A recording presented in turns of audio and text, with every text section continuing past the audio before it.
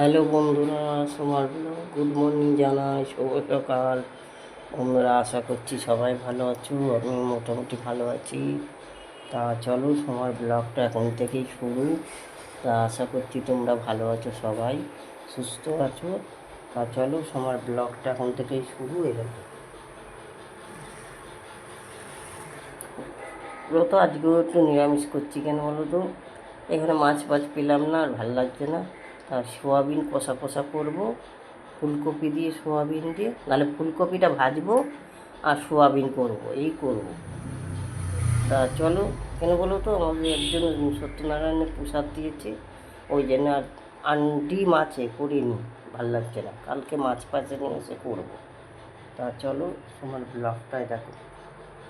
আটা হয়ে গেছে, এদিকে ভাতের জলটা বসিয়ে দিই, চলো। আর ওই পার্টনার গেছে দোকানে, আসবে।